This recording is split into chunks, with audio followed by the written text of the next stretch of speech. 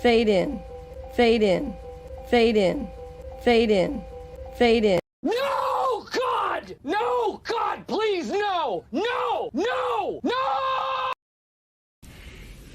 Buck Rogers, it's got everything in it, every ingredient. George made a movie that he wanted to see, not a movie that he thought the public would want to see, because if he thought that if he'd made a movie like that, we would be seeing a disaster film again or something like that, probably. A touch of the Flash Gordons as well in this. It's got whatever you want it to be. It's a pure entertainment. It's like a roller coaster ride, and it can be interpreted as long as you enjoy it, which is the intention of it. Well, you're assuming that I train Ray. Exactly. Sneaky. Do I? Sneaky. I know I have to be really careful. People say, was it difficult to pick up and wield a lightsaber again? And I go, do I pick up? Is it difficult acting in this movie? Am Well, I in this movie? I can promise you my part is twice as big as it was in Force Awakens. Are you bummed that Luke didn't get sort of a reunion with Han Solo? Absolutely.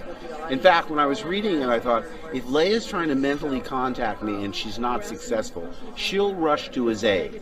She'll get close to him and then get into some dire situation, and that's when I show up for a big yay! Save her life. Then we rush to Han and are in the same position that Rey and Finn and Chewie are. Too late to save him, but witnesses. And I say, because it would carry so much emotional resonance into the next film.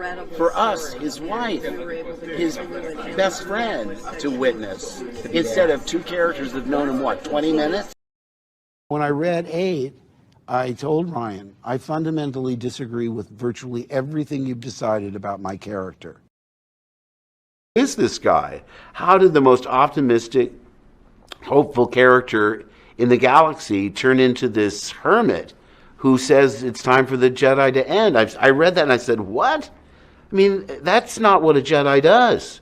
I mean, a Jedi is optimistic. A Jedi has tenacity. He never gives up. He doesn't secrete himself on an island. But it certainly surprised me to hear Luke say it's time for the Jedi to end. I said, what? Yeah. Luke was the most optimistic, hopeful character. And Yes. I had a real, sort of a back and forth with Ryan. I said, Ryan, a Jedi doesn't give up. I remember you saying that, yeah. A Jedi, if he does something wrong, he makes it right. Even if he's traumatized and goes away, he regroup within, 6 months, but 20, 30 years? Come on, that's a little bit overindulgent in my... Luke would never say that. I'm sorry. Well, in this version, see, I'm talking about the George Lucas Star Wars.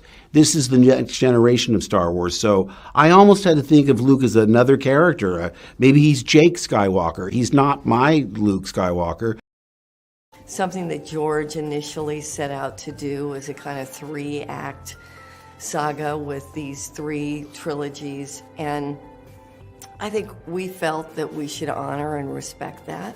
Liar! Liar! Liar!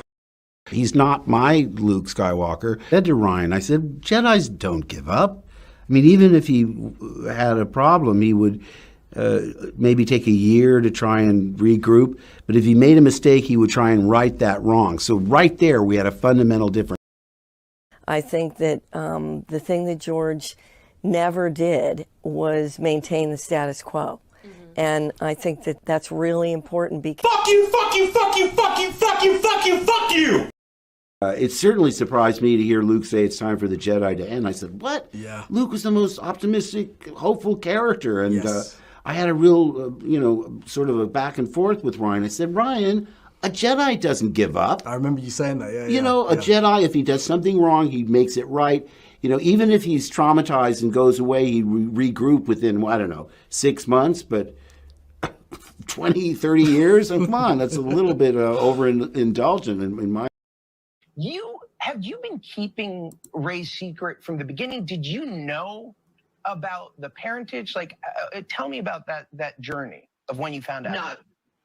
At the beginning, there was toying with like an Obi-Wan connection, and then it really went, there were like different versions, and then it really went to that she was no one. And then it came to episode 9, and JJ pitched me the film and was like, oh yeah, Palpatine's granddaddy. And I was like, awesome. And then 2 weeks later, he was like, oh, we're not sure. So it kept changing. So then even I was filming and I wasn't sure what the answer was going to be. But this was incredible. Fuck you!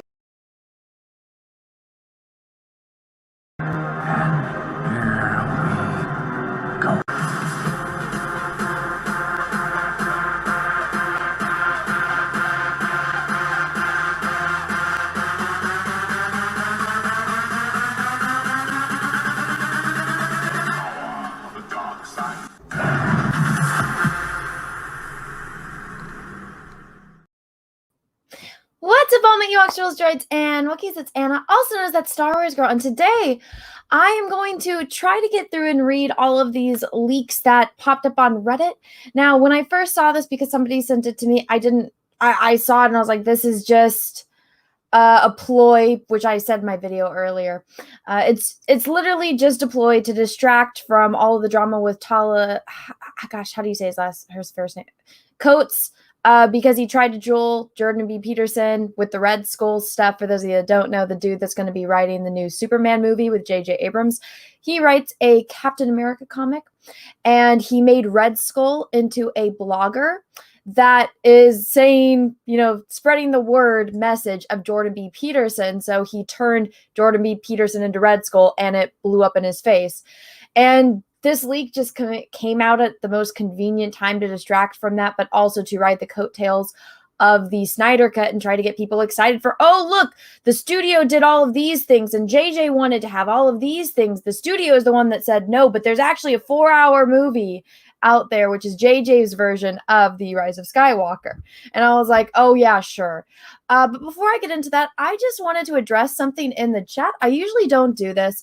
But so if you guys can't see the person constantly spamming my chat over and over again with fandom and his propaganda, I'm going to introduce you to someone, which I normally don't do this, but I feel like I need to, so that way people are aware. So when there's trolls and stuff or people that hate me, here's the thing that blows my mind. You don't have to watch my channel or my content. If you don't like what I'm saying, you don't have to watch it. I don't watch your shit. And I wouldn't know who these people were if they didn't basically come to my house and start barging in, barging on my door and trying to demand and shove whatever the fuck it is that they're saying down my throat. So I want to introduce to you guys this person who has been, ooh, that was loud, who's spamming the chat. But this dude right here, Willie, you know what this guy did and how I discovered who this person was? When my sister died, he saw it as an opportunity to go and spam my Facebook page to say terrible, terrible things about me because he knew that my sister died and I was dealing with it. So I was in a weak spot in my life, one of the lowest points in my life. And what did he decide to do? He decided to go and spam my Facebook page. I had never heard about this. I had no idea who the fuck this weirdo was until he came to my Facebook page and started bothering everyone over there and saying all of these terrible things about me, which aren't true. And then he's like, oh, you're twisting Mark's words with propaganda. How am I twisting his words? That's exactly what he said. And then this weirdo, again, I've never gone and commented on his videos, nor do I watch his channel. He's made plenty of videos about me, other people in the fandom menace. Nobody watches because nobody fucking cares because nobody gives a shit about this dude's opinion. What does he do? He comes onto our channels, onto our platforms to scream at the top of his lungs. Do you see any of us doing that? Now, there are some things I would like to say to you and where you could shove something, but I would get, I would get in trouble on YouTube. But you know what? Going after me when my sister died is one of the lowest fucking levels that you can fucking stoop to. This weirdo's cousin or friend or whatever actually saw what he was doing on my Facebook page and said, yo, this is not like him. I don't know what he's doing. This is so out of character. And everyone else that was commenting was like, no, look at what he's saying. And this weirdo's defense is, I didn't say anything about your sister. It's like, you acknowledge the fact that you knew I was in pain and that I was dealing with a family tragedy, and you decided to go after me anyways. You could have waited a fucking week, but instead you wait until she fucking died, you piece of fucking shit. Get out of my chat. Mods, don't ban him. But just be aware that is, these people want to say I'm a terrible person. I wouldn't know who the fuck this guy was if he didn't decide to go after me when my sister died. They say that we're terrible people. It's like, look in a fucking mirror. I would never do that to someone. But here you are stalking me constantly. That happened almost 2 years ago. It's been almost 2 years since she died. And you're still have your fucking hate boner for Lee. Leave me alone. I don't care about you. Nobody cares about you. If you want to go talk shit about me, that's fucking fine. Do it on your own platform. Don't come to my platform to go spew your stupid hate cum all over me and my audience. Nobody cares about you. Nobody here cares. All right. Yeah, people have no empathy. No, they don't. And here's the thing. They want to say we're terrible people.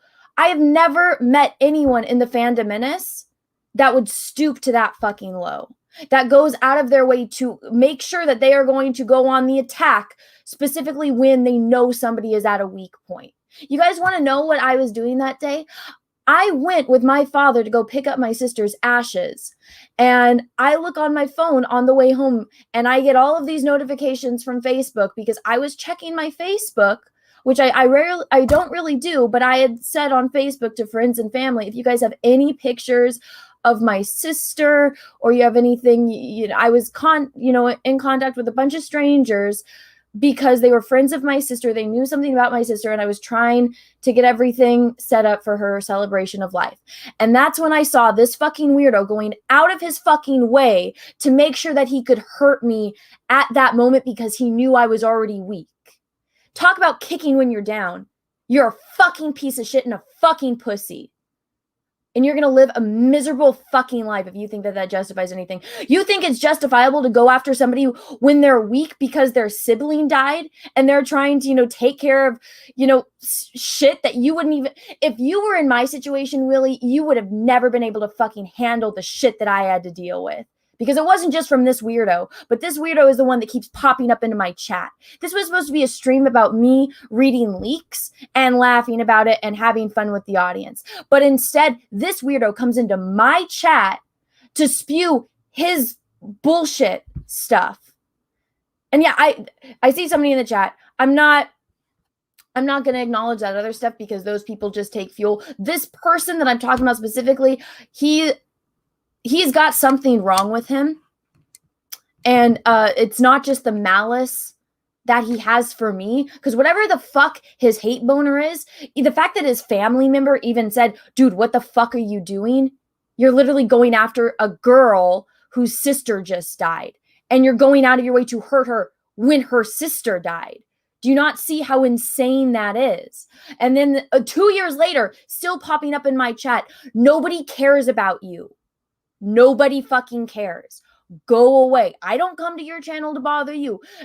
The shit that you say, I don't agree with at all. I think you're a terrible fucking piece of shit of a human. But guess what? I don't go to your channel and comment on your videos and go on your live streams and comment on your live streams and spam your chat because I don't fucking care about you. If you hate me so much, guess what? You don't have to watch my channel. You don't have to come to my streams and spam my chat. Jesse did a whole video on this. If you want to watch it, I can find it and post it in the description of this video once the live stream's done. But, who am I talking about? For those of you guys that just joined, this guy that decided to harass me when my sister died popped up in my chat and started spamming it and bothering everyone. So I just decided to, say my 2 cents on it before I get into reading these things. And guys, I still have all of the screenshots of everything that this piece of shit said on my Facebook page. I think I sent them all to Jesse at some point, but they're saved on, I think, my older phone. But yeah. And I don't talk about this stuff on my channel because my personal drama, that's not what this channel is about, like, especially when it involves my family. That I didn't want to make any of that public. I didn't. I was asked to by a family member to help spread the word when my sister was missing. And, I wish my family could have been spared the weirdos that came after them for that. And it's just bullshit. But yeah, I don't want to talk about this anymore. I said my 2 piece on that. And I think everyone in the chat is aware of who the real fucking weirdo is. But yeah, let's move on.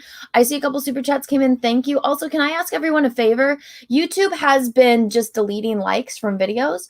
So what are we at? We're at 154 likes. Can everyone smash the like button, please, and thank you. And if everyone, can you keep an eye on the likes? Because YouTube, we were on the Jack show. No, it was actually, the first time I noticed it was on the Jack show, all of a sudden we went down by 200 likes. People would get it back up and then they would delete it again. And then on Yellow Flash's channel, we were at like 1.2 thousand likes, and then we went all the way down to under 1,000 likes. So it's crazy what YouTube is doing. Matthew Pruitt, thank you. Ignore the idiots. Plenty of Pete's love and positivity. I'm excited for some juicy gossip. Is this the Reddit leak? Yes, it is the Reddit leak. It is the Reddit leak. Here we go. I see there's a couple more. I apologize for all of those that I missed. Russell, thank you. Just wanted to say that I'm not associated with JJ Abrams, but fuck him and Disney all the same. Also, fuck early reviews. That's pretty darn low. Yeah, it is. People are insane. Let's see. Jonathan Hurst, thank you for the super chat. Can we recruit Malin to go get him? Love you, Anna. No, this person just deserves to be miserable in their little fucking well and bane of existence. Also, there's almost 400 people watching. Please smash the like button, please, and thank you. So after my last, I actually passed out before it released, but I did my videos for the day. Views suck because I went on vacation. I decided to start making videos again. And then it's like, oh, you want to start making content again? Okay, we're just not going to give anyone your notifications. So guys, make sure that you do have those notifications on and the bell is set to all. Let me find my page that has all the leaks because of course where is it? One of those things when you put the tab down and you have 1,000 different tabs open. I wish it would just say, these are the Reddit leaks. Where the hell is it? I had it a second ago for the whatchamacallit. When I was reading it on my whatchamacallit. All right, I guess. Where are they? Typo, it should be coats. Oh, well, whatever. I'll fix it after the stream. Where the fuck is this? I'll just go over here and find it. Sorry, guys. I was prepared, and then I got, derailed a little bit. Also, the High Council is at 6 p.m., so I will have to be going before that starts because I'm supposed to be on that show tonight. Let me find it. So here we go. There's Drunk's YouTube channel. He had the link in his description. I remember that when I watch it. All right, here we go. You guys ready to read the leaks? Read the leaks? All right, here we go. Now, go away. I don't want to sign in. I don't want to be signed into Reddit. Fuck that. All right, so here are the leaks. I'm going to put this in the right here. Oh, yeah. Yes, I'm going to be on the High Council. I think Mahler is going to be there, too. Skid, thank you for the super chat. I'm sorry for your loss, Anna. Thank you. It's weird. I just had the it's weirdly hitting me that it's been almost 2 years and I haven't spoken to my sister. It's the most bizarre thing ever. And like when you think about things and family stuff, I don't want to cry, so I'm going to stop talking about it, but thank you. Kenneth Morgan, thank you for the super chat. Found the channel about 2 months ago and now never miss a video. Oh, thank you. That's so kind of you. Let me do this while I'm reading them. Thank you. Keep your head up and push on. Semper Fi from this Semper Fi from this courtesy Marine. Oh, well, thank you. I appreciate that. That's very kind of you. Also, there's 420 people watching. Please smash the like button. My cousin was in a Marine. He enlisted right after high school and he was like a machine gunner and he was over in Iraq and Afghanistan. Actually, I didn't know this. He's not allowed to tell us what he does anymore because he may or may not work for a secret government agency, but I saw he because we have a family group chat and it's like, oh yeah, we're coming back John's coming home. And it's like, oh, cool. I was like, oh, is he coming back from Cuba? And like, no, he left Cuba, but he was somewhere else. And I was like, where was he? They're like, oh, Washington, D.C. I was like, oh, he was there. That's probably not safe, but all right. But John's fine. He's been through freaking every single war that I've been alive for. But thank you for the super chat. I appreciate that. Lancer 737, thank you for super chat. I hope you don't mind. I had to use some of your footage of the crater Geo at its clearest. I credited you. Rainbow Dash reacts to Geo. Oh, no problem. If you guys ever, gosh, what is in my eye? I got like tulip hair in my eye. Yeah, I find my footage from places, and if it's easier to just go to my video and get the clips that I have there, you feel free to do it. Honestly, it's about spreading awareness, right? And the fact that the people that are in charge of Star Wars now, basically, I got to get this out of my eye while I talk. So basically, all of the new Star Wars characters are literally, guys, just Star Trek characters that are ripped off. Like Geode the Rock, guess what? That was based on a Star Trek alien from season 1, episode The Devil in the Dark with the Horta. And they go to a planet where there's these miners that are getting killed. And so Captain Kirk and Mr. Spock and Dr. McCoy. Gosh, this thing is deep in my eye.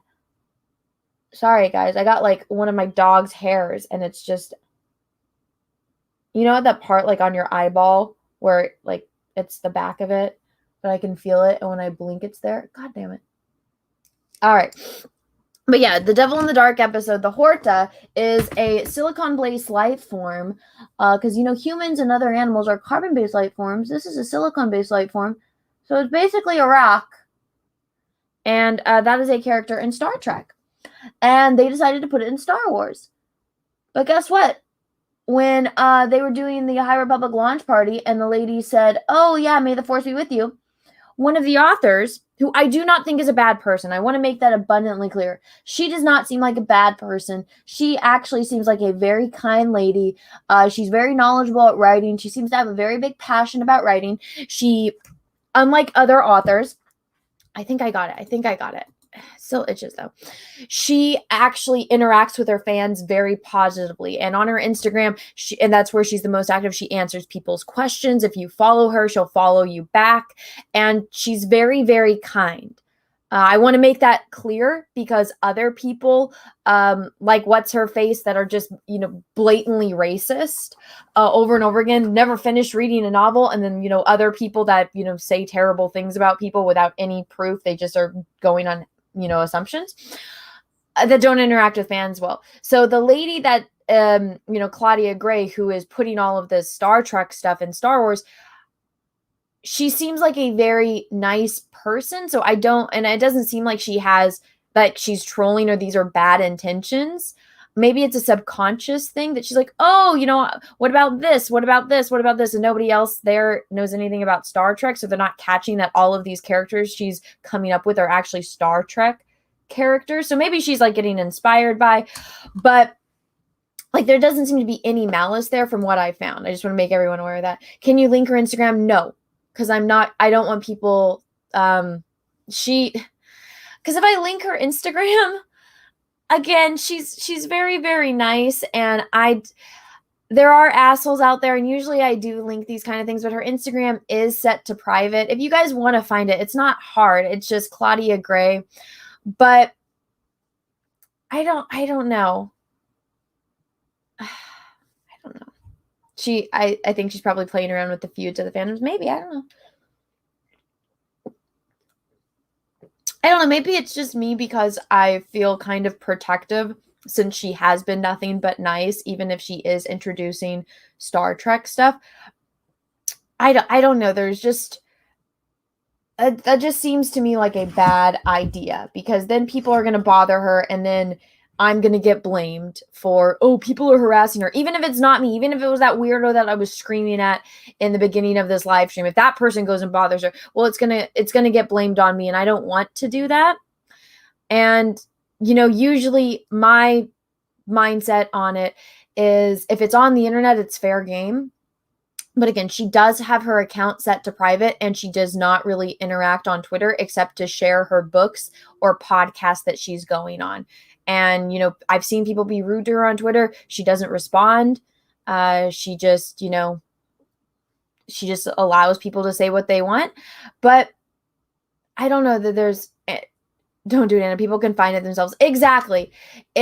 People can find it themselves. If you guys want to, that's fine. And again, usually I always share links. And it's like, this is where I found this. This is where I found this. This is where I found this. But in this specific situation, I don't know why. I feel kind of protective.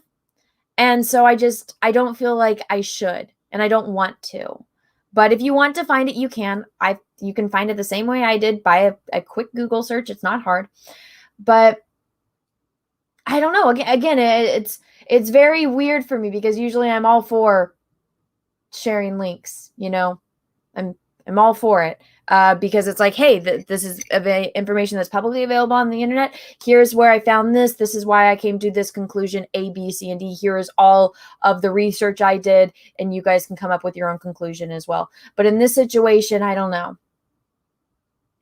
I don't know how to explain it either. I don't know. I'm feeling kind of protective.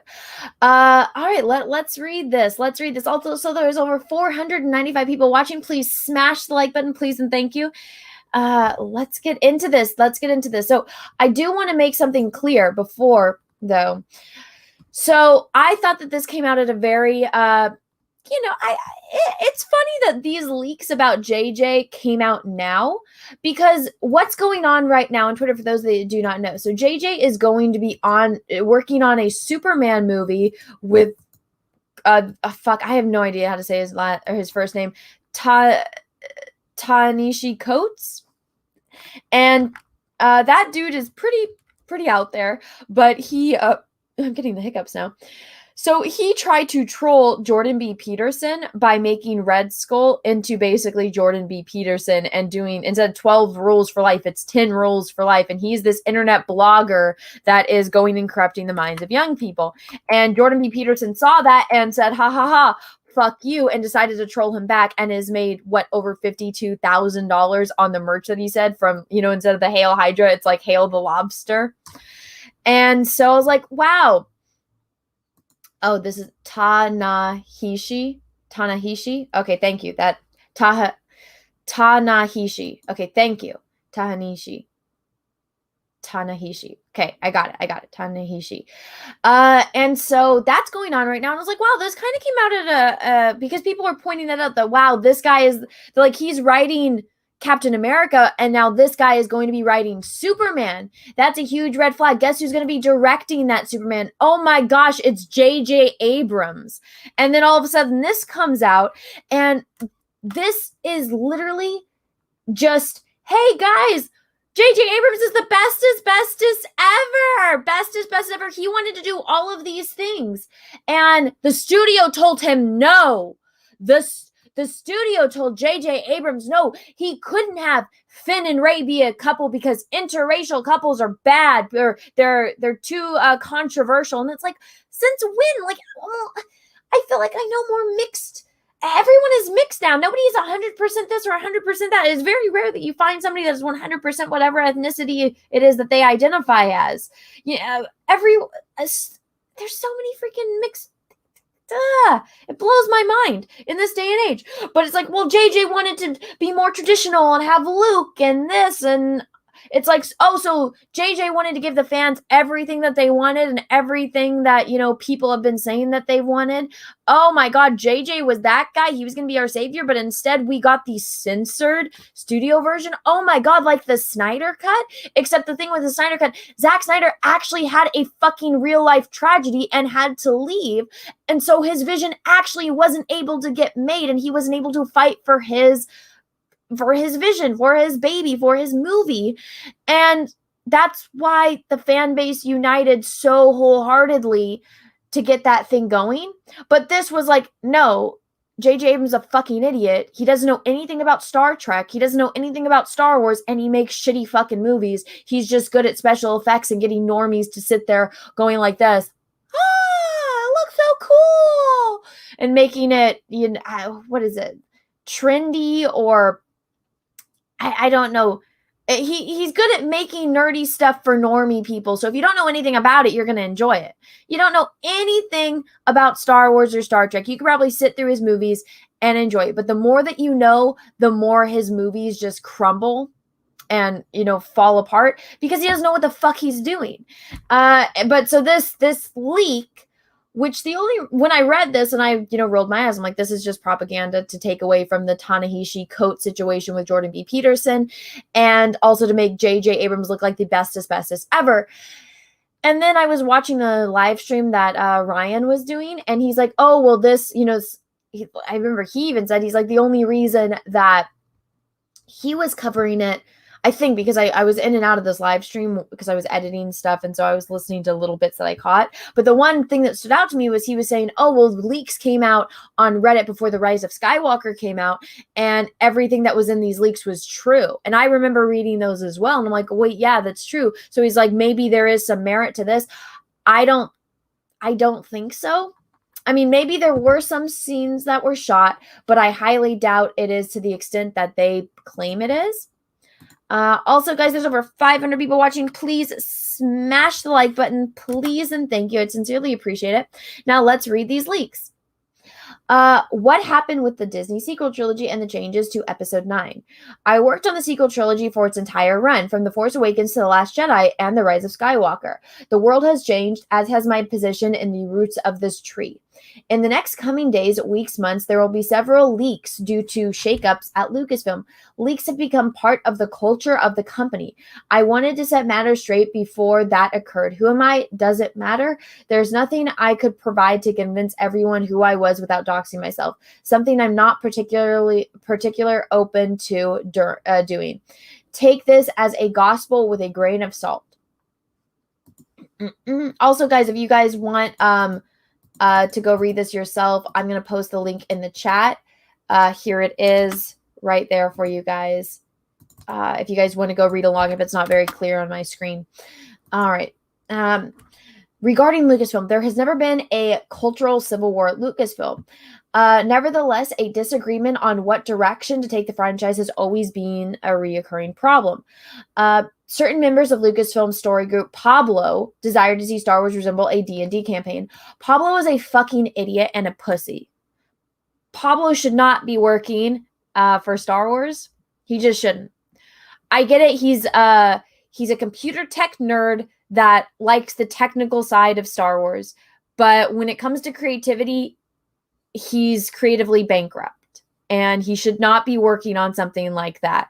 And, you know, he's one of those people that calls everyone else a toxic, misogynistic man baby that lives in their mother's basement. But what is he? He's a neckbeard, toxic, misogynistic man baby who leaked the news to the press about Gina Carano getting fired. So that way and there's a Drunk 3BO did a video on it with all of the screenshots and stuff. But so Pablo was the piece of shit that made fun of Star Wars Theory when he cried because he was jealous. Pablo was jealous because he was all, Rey is the bestest ever. And then baby fucking Yoda and a scene with Luke fucking Skywalker that was 7 minutes long broke the internet and the entire world in a way that nothing that Pablo has ever made will ever have even a crumb, a fraction of the impact that did, because Pablo is creatively bankrupt and he's a fucking piece of shit. And so, yeah, Pablo wanting it to resemble a D&D campaign, that just continues to prove my point, honestly. But yeah, for those of you that don't know, Pablo is the one that leaked it to the press that Gina Carano that she was no longer under contract with Lucasfilm. So he's the source from Lucasfilm. What do you guys think about that? Remember, oh yeah, women are the best. Protect all women. Hashtag the force is female. Me too. Unless it's a woman that contradicted him publicly, because remember, he went after Star Wars Theory for crying, and he was a piece of shit that instead of apologizing to Star Wars Theory, he made it his header. So even though his Twitter profile is private, Star Wars Theory would still be able to see it. And then what did Gina Carano do?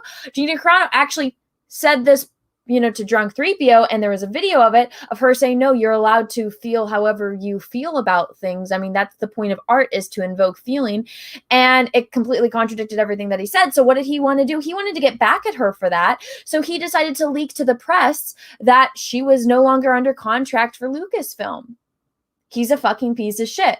And if you actually look at the breadcrumbs, yes, it was Pablo. Drunk 3PO has a fantastic video where he shows all of the screenshots. Yeah, it was Pablo. It doesn't take rocket science. He's a fucking piece of shit. Remember, hashtag the force is female, protect all women, unless it's Gina Carano. Then Pablo has no problem throwing a woman under the bus publicly. He's a piece of fucking shit. He threw Star Wars Theory under the bus. He's a fucking piece of shit, and he's creatively bankrupt. Thank you. Let's get back into this. More aesthetic, less narrative. That's because he's a fucking idiot. Others. And also, guys, if you don't have a story, it's like this idea right here just shows how fucking stupid and shallow Pablo Hidalgo is. And they've remember when it's like, oh, when talking about a woman, oh, she's pretty, but she's an airhead. Like, it's all just a shell. There's nothing on the inside. So that's what Pablo wanted. He wanted Star Wars to just be a shell with no story, which is exactly what the sequel trilogy is. If you look at it, and that's the nicest thing I can say about the sequel trilogy. Oh, the music was good. The special effects looked great. The look of it isn't bad. I think it's significantly lazy and completely uncreative as compared to, George Lucas was literally working with puppets and clay, and they have, millions and millions of dollars and some of the best people in the special effects industry out there working for them. And that was what they were able to come up with. I think it was incredibly lazy. But that's what Pablo wants. He wants all flash. He wants no substance. Says a lot about him, right? Right.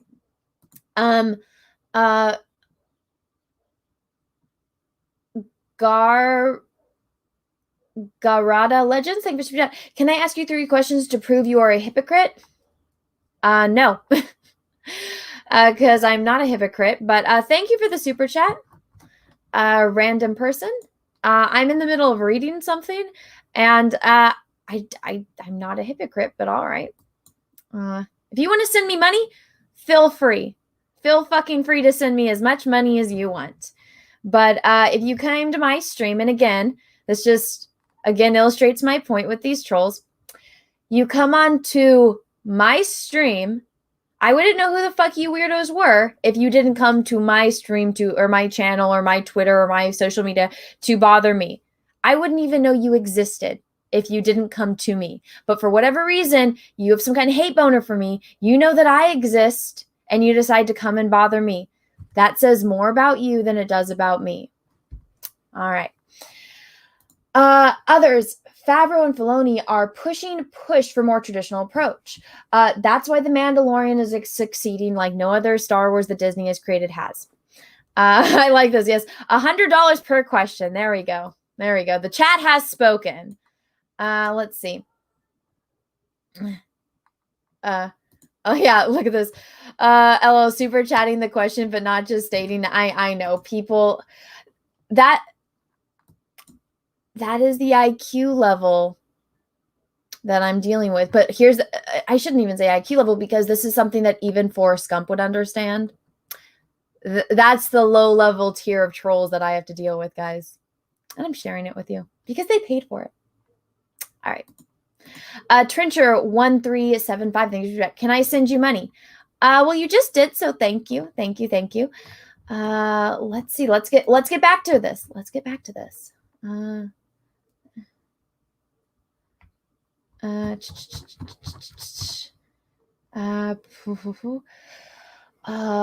was I? There isn't some war between Kathy and Favreau. They are on rather pleasant terms. Kathy seems to want him to take over once she retires or is promoted. Favreau may or may not take the position. Filoni isn't interested, nor is he even remotely qualified to run a film studio. He's much happier working on his own stories, which I think is great. I think that's let's see. I think that is actually more appropriate. Now, here's what I will say about this. Because everyone likes to credit Kevin Feige for Marvel, but I don't think people realize that he wasn't brought in until a little bit later. If you read Bob Iger's book, it's very apparent there. So Jon Favreau made Iron Man. I don't know why people forget that. Iron Man is, basically the beginning of the MCU that started it all. Favreau is the one that had his mind on what he wanted to do and where he was going with these characters and this story. And then he, stuff happened. He was no longer on the project.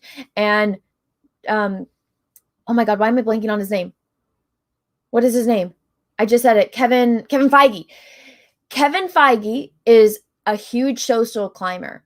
And if you actually go look where he started working and to where he is now, he knows how to schmooch up to, higher up people's and how to talk to people and how to do what he wants to do to get up the totem pole. And that's exactly what he did. And he got himself to the head of Marvel. And now he takes credit for something that Jon Favreau started. And look where it's going. We had Captain Marvel thrown in at the last minute. And I have my critiques of Jon Favreau. I do. But honestly, as a person, I don't have, some business decisions that he makes, I don't agree with. Some creative decisions he's made, I don't agree with. And sometimes I feel like he does things, I wouldn't say not to the best of his ability, but some projects he's worked on, you can see that he's clearly passionate about it, but he focuses more on these things. And so there's a few other things in it that fall flat. And so I think maybe it's kind of the Quentin Tarantino thing where Jon Favreau has all of these great ideas. And for those of you that don't know, so Quentin Tarantino, the way that he used to work, because his editor, she passed away due to breast cancer. But so Quentin Tarantino's movies used to be super, super tight. And, he's known for like the certain style that Quentin Tarantino is. But Quentin Tarantino, once he's done filming, he would hand it off to his editor, and then she kind of took the reins. And, so I feel like, and they had a wonderful, wonderful working business relationship, and his movies have not been the same since she passed. And neither is he. You can find interviews of Quentin Tarantino talking about how like, it's like missing, the creative side, not, the personal, well, probably personal too, because I'm sure that they were great, great friends. But it's like, when you have that person that you work with creatively and, they know exactly how you think and how you want things.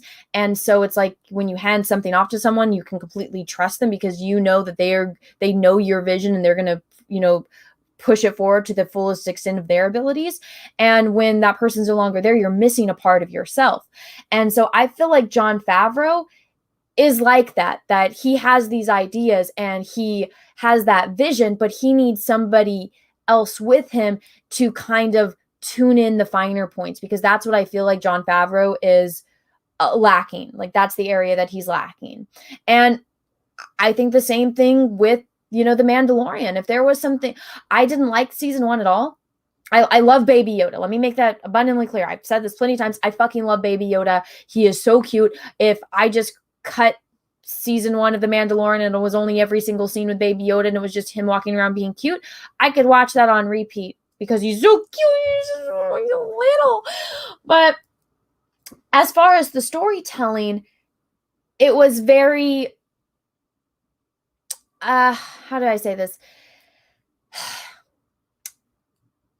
It was very predictable, and honestly, it wasn't very entertaining. There were some episodes that I'm like, it's very hard to stay awake for, but I could see where he was going with it. Also, holy shit, Ken, thank you so much for the super chat.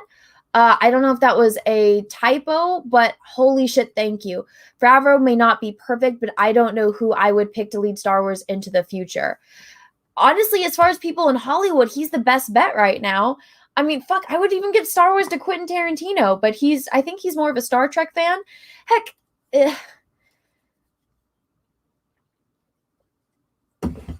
And for those, like, with the Robbie Rodriguez episode, which I really like Robbie Rodriguez. I love Sin City. I think that is a great movie. And I was a kid, so I love Spy Kids too. And I liked Alita. And if they did something like, could you imagine if the resources and the story, because that story was already there, as a manga, it already existed, an anime and whatever.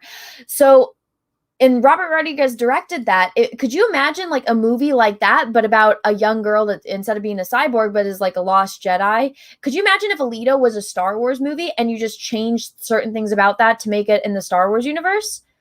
I mean, holy shit, that would have been fucking phenomenal. So, I mean, and this is the best thing. We have all of these amazing people that are all alive and are all friends with each other and can pick up a phone. You get Jon Favreau, Robert Rodriguez, Quentin Tarantino, and you can do that and do all of these movies. And I mean, could you imagine if it was Quentin Tarantino working and Robert Rodriguez? Because guess what? They're like best friends too.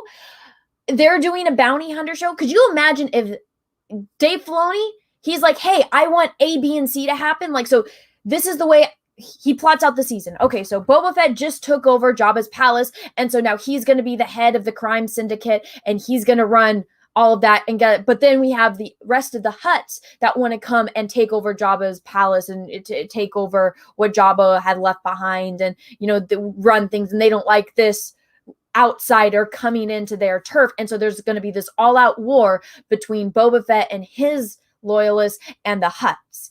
And there's going to be this whole thing with the crime. There might be a side plot story where it's Boba trying to learn more about his father who passed and a little bit more about Mandalorian history, while also Bo-Katan, I like to say Bo-Katan, I don't know, it just rolls off my tongue better, and Mando are off trying to take Mandalore. So you got all these subplots going on, and Jon Favreau plans that all out, right? He has the story. And then who comes in? Robert Rodriguez, Quentin Tarantino, and they make it rated M for mature, personally, just because I like that kind of stuff, and do their thing with it. Do you know how fucking awesome that would be? Do you know how much money they would make? And then bring people that are I love them. I'm very happy that Elf exists, Jon Favreau. I am. I love Jon Favreau on Friends, and yes, I'm pulling in all these old references. I thoroughly enjoyed Robert Downey Jr.'s smugness in Iron Man 1. But it's like, you got to get somebody that is very good at writing a script and a person that is writing a script along with somebody who is a Star Wars lore expert that can tell you about the Hutts, that can tell you about Tatooine, that can tell you about Mandalore. And you have that person working with the person that's writing the script, and then also have, I have a few lore experts that are not Pablo Hidalgo because he's a fucking idiot. Because you wouldn't have that issue where, oh, hey guys, why am I blanking on the damn name of the planet? Planet that they go to where Baby Yoda's on the rock. Tython. Tython is a deep core planet that has been established. It isn't. So for those of you that don't know the way the Star Wars universe works, and this is how I kind of explain to everyone. So when you're on hyperspace routes, right?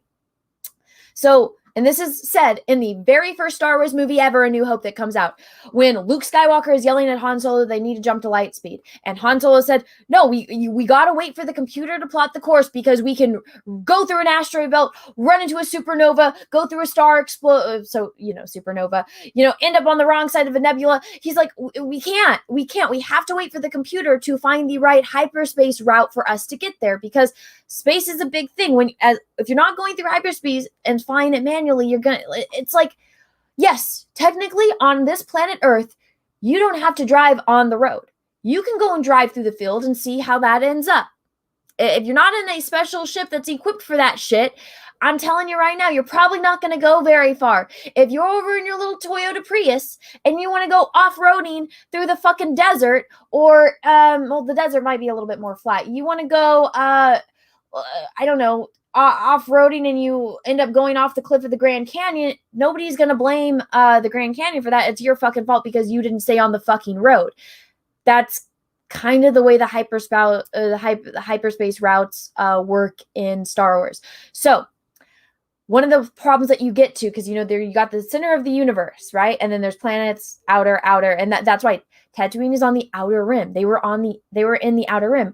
Well, so one of the plots of the Darth Bane trilogy is that they need to go to Tython because Darth Bane wants to learn how to make a holocron, and he needs to go to Tython to find this one old Sith lady's holocron, and she can give him the information on how to build holocrons because he's been trying for decades and he has failed. Also, if you play SWTOR, Tython is a very vocal or I'm blanking on the adjective that I'm trying to use for this. It's a very important planet in the game. And go on to fucking Wikipedia, which blocked me, by the way. Did you guys know Wikipedia has a Twitter account and they blocked me? I forgot I was going to do a video on that. Maybe I'll do it tomorrow. So Tython is a deep core planet. So one of the problems with being in the deep core, you know, the center of this galaxy, is that the hyperspace routes, they don't last very long because that space in the deep core is very unstable. So certain planets are very difficult to get to, and it's actually very dangerous. It's like when you see Indiana Jones, or actually the better equivalent I can make is if you guys ever watched that movie, The Phantom, remember with the dude from Titanic, whose name I'm also blanking on, when you go and watch The Phantom, and they're trying to go find that the skull in the rainforest where the Phantom is, and they have that big truck and they're going over that, and they make the kid drive it. They're going over that rickety wooden bridge over, you know, the fucking pit of death. Okay, so that is kind of the equivalent of what it's like to go on a hyperspace route in the deep core in this Star Wars galaxy. But instead of going on a truck, you're on a fucking 10-ton spaceship going through these lanes. So it's very, very difficult to get to if you don't have a safe and reliable hyperspace route. So in The Mandalorian, when all of a sudden he's just magically on Tython, I thought that was a huge plot hole, and that episode was like 20 minutes long, and Robert Rodriguez was saying, he's like, yeah, I only got, you know, a 19-page script, which, you know, to him, he's like, each page is a minute, so he's like, I only had 19 minutes to work with. If they would have made the episode where it starts with Ahsoka getting, or, you know, what is it, Mando getting, he had the route, that the last known route to Tython that Ahsoka had, and so the first half of the episode is him going on this dangerous hyperspace route, and he's got to somehow maneuver his way onto Tython. That would be compelling because then it's some stake in the game. It's like, wow, this place that he needs to get there to take Baby Yoda to this rock so Baby Yoda can find a teacher. This is essential that he gets there. So, and it justifies him taking this very dangerous route to get there.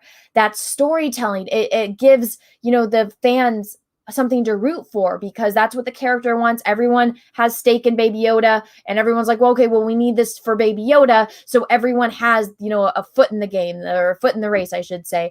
And so it adds that element of suspense, of anticipation, of thrill. And that could have been the 20-minute opener. And then the last 19 minutes could have been action. And then what else did they do? Oh yeah, we're in the Outer Rim. We're at Tython. It's like, Tython is not in the fucking Outer Rim. If you had a lore expert there, which Pablo Hidalgo apparently wasn't doing his job, because again, Pablo Hidalgo's a fucking idiot. He probably didn't even know that. Again, wasn't Dave Filoni working on that? Wouldn't Dave Filoni know that too? But I mean, I digress. But so that, it's just, there needs to be somebody there that knows these things and can point those things out. And yeah, you guys might think, oh, well, Anna, that's just nitpicking. It's like, no, it's not nitpicking when it's one of the important factors in the Star Wars universe. If you guys, if you don't understand the way storytelling works, and if you're creating this universe, this fantasy, sci-fi, horror universe, you have to play by the rules that were established in this universe, or else you're gonna have problems. Could you imagine if all of a sudden you're watching Lord of the Rings and Mordor is right next to the fucking Shire? And it's like, why the fuck did you guys walk all the way over there if you guys could have just taken a 5-minute stroll over that little Hobbit hill and the fucking Mordor's right there? You know, because that's what they did. They put Mordor right next to the fucking Shire. It doesn't make any sense. And it's like, well, Anna, that's just nitpicking. I'm like, go tell that to a Lord of the fucking Rings fan. I'm going to tell you right now, they're not going to, you can show that to a normie, because now Lord of the Rings is a normie thing. They're going to point out, hey, that's not fucking right. Right? Thank you for the super chat. Let's see. I sorry, nerd. Yes, I am very aware that I am a nerd. I hope that you got your money's worth for that. But yeah, so yes, I don't think it's nitpicking either. I think it's very important. If you establish these rules, it's like all of a sudden, oh, playing baseball and it's not 3 strikes, you're out, it's 2. Well, I'm going to tell you right now, if you try telling that, if fuck, I haven't watched baseball in a while. The last time I watched baseball, I was watching, the Giants when I lived in San Francisco. So it's like Buster Posey gets up to the bat and they're like, "Oh, you just had 2 strikes, you're out." Buster Posey's gonna be like, "What the fuck do you mean? I get another chance. It's 3 strikes, you're out, not 2." It's gonna cause some problems, right? So I think with Jon Favreau, I think he has good intentions, which is extremely important. I think it's just the people at Star Wars, they actually do need lore experts, and the people that they have are not lore experts. They don't care about Star Wars. And it's like at every single sporting event, you have an umpire that knows the rules. Well, I think the same thing should apply to something like Star Wars. You need an umpire there that knows the rules of the game. You need somebody there that knows how Star Wars works, that knows everything about Star Wars, that can fact check you, that somebody like Jon Favreau or Dave Filoni, when they're writing a script for Star Wars, if they have a question, they can ask them. And it wouldn't be anything that is malicious or antagonistic. It's just Jon Favreau writes a script, hands it to this lore expert. They go through it and they say, "Oh, hey, John, I just want to let you know I'm going to fix this and this just so that way you get everything right." So it's all canonically correct. I don't think anyone would get offended by that. If anything, that would be probably a nice thing for them to have, and it would be one less thing that they would have to worry about, because they'd say, Jon Favreau could go to the lore expert and say, "Hey, is there any planet in the Star Wars universe that looks like, I don't know, it has giant flowers and bugs the size of a skyscraper," right? Or what planets are how many planets are Rancors on? Because Rancors, they've been transported from planet to planet. What planet are Rancors originally from? We want to go to the Rancor homeworld and see how the people there have just been kidnapping all of these animals. So now the Rancor home planet, they're almost extinct on their home planet, but they live in captivity on other planets. And that could be a plot point for something, because I don't know, maybe Mandalore wants to have more Rancors, or I don't know, there's some kind of Mandalorian group that their crest is a Rancor. And so they want to go and live on the Rancor home planet, and then they get there and there's no fucking Rancor. So they're like, "What the fuck?" And then I don't know, there's one last male, so they need to go get a female Rancor. And then, oh my God, they can make merchandise of baby Rancors and make a shit ton of money. Oh my God, I just wrote an episode for them. And all they would have to say, Jon Favreau would say that, and the lore expert would be like, "It's on this planet and this and this and this and this, and this is what color their eggs look like, or are they born naturally?" Right there. That's all. You have an idea for a story. And I mean, they have this at Marvel, or they used to. They have this at DC, or they used to. I mean, you could fucking, if you were writing a Star Wars thing, all you would have to do is post it on Twitter and say, "Hey guys, what is this?" And people would know instantly. Like right now, I guarantee you somebody in the chat has answered my question for me, or knows every single answer to everything that I just presented, right? But yeah. Claudio, thank you for this video. Is it bad that I like the new Star Trek movies? Maybe because I'm not a Star Trek fan. Maybe if I was, I wouldn't like it. No, and see, that's exactly what it is. If you're not a Star Trek fan and you don't know very much about Star Trek, you'll like it. It's for a normie, right? Like a lot of my friends liked it. And so I remember I actually got my friend to watch Star Trek because she liked the movie. And then after watching the show, she's like, "Wow, that movie fucking sucks because they get all this shit wrong." And I'm like, "Yeah, I know. Could you imagine the Romulans just sitting there for 20 years waiting for Spock instead of contacting Romulus and saying, "Hey, you know how we've always been trying to take over the Alpha and the Beta Quadrant? Well, guess what? We're from the future and we have all of the histories and all of this advanced technology. We can tell you everything about the Federation, everything about the Klingons, everything about the Cardassians, the Dominion.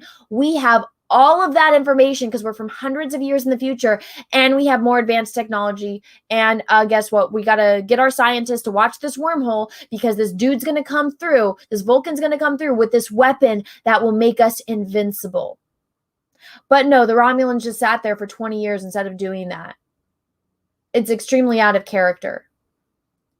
And then it's like, oh no, Anna, you didn't watch the deleted scenes. You didn't see that. Oh my gosh, they were actually held captive by the Klingons. And I'm like, that is fucking worse. Do you not know how much of a plot hole? I mean, you could have written off that these Romulans were fucking stupid. That they were all just complete idiots and that's why they're on this mining ship. And that's why they sat there. I mean, at the very least, that could have been an answer, right? They're just so overcome with anger and stupidity. Maybe there's some genetic mutation with them. That's why they don't look like Romulans. And that's why they are on this ship. So they were just stupid. I'm like, well, that's a really lame excuse, but at least that's something. But no, the fact that they were in a Klingon prison, I'm like, so you mean to tell me that Klingons during that time period, they have this Cold War with the Federation, find Romulans from the future, which they can carbon date because they have that technology. They can look at them and tell that their gene and their cells are from the fucking future. They can look at their ship with all of this advanced Romulan technology. They can look at all of that. And you're telling me the Klingons didn't do anything with it? That's even more fucking lore breaking. And that just shows how much J.J. Abrams doesn't know anything about Star Trek. And guess what? I learned after watching these movies that he's not even a Star Trek fan, so it makes even more sense. He didn't even fucking know. But yeah, if you don't know anything about Star Trek, you'll like it. But also, guys, thank you so much for the super chats. I am trying to read these leaks. But thank you. I do appreciate it. Mike Hill, thank you for the super sticker. I don't know what it is. Let me try pulling it up over here. But thank you, everyone, so much for being here. Also, there are 766 people watching. Please smash the like button, please, and thank you. Let's see. What is this super sticker? It is a pear saying, you are amazing. Oh, thank you. Thank you. That's very kind of you. Considering how this stream started, guys, thank you. Thank you. Sometimes it's I don't enjoy going live and doing stuff live on air, but then other times it's just I'm reminded how awesome all of you guys are. And how awesome, Star Wars fans are. And that I can sit here and talk about... No, I couldn't pay my mother to sit here and listen to me talk about this and actually pay attention or even care. Or even fucking my friends. They don't care. My real life friends get to hear this shit in real life with me sitting right next to them. And it's like, they're like, yeah, cool, Anna. Well, let's talk about something else. I'm like, but I want to talk about Star Wars. So it's nice. It's really nice, and I really appreciate it. It's therapeutic. Volcanus Rex, thank you for that. JJ just needs a swift kick to the taint. Here's the thing with JJ. I think he should be like the art supervisor. I think he should be in charge of special effects and cinematography. I think JJ is actually very good at that. As far as being in charge of story and directing, he is not. Making the head of cinematography, special effects, art direction, he shines, except for putting a red fucking crab alien on a snow planet. That's fucking stupid. But, I mean, he's not given complete creative control, let's just say that. Here's $5. Oh, thank you for the super chat. Since when are Filoni and Favreau not Star Wars experts? I just explained that. And if you go watch The Mandalorian, you'll see where they make mistakes, like with Python, to name one. Just to name one thing.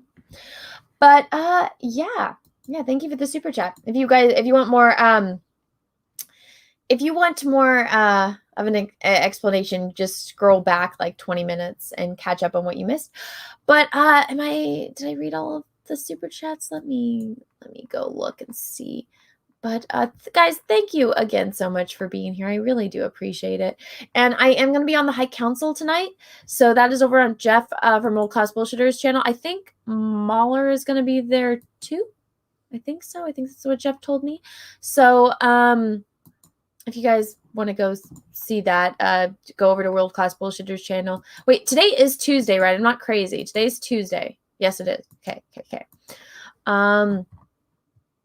Here's $5 signature. Sorry, I came in at the tail end. Time to scroll back. Oh, it's okay.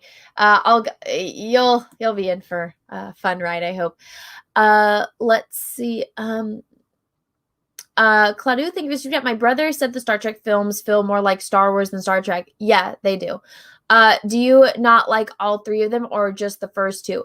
I think the first J.J. Abrams Star Trek movie was entertaining. I liked certain things about it, but the complete idiocy of building a starship on Earth instead of outer space blew my fucking mind. It's like, you do realize that they build starships in outer space because it makes more fucking sense.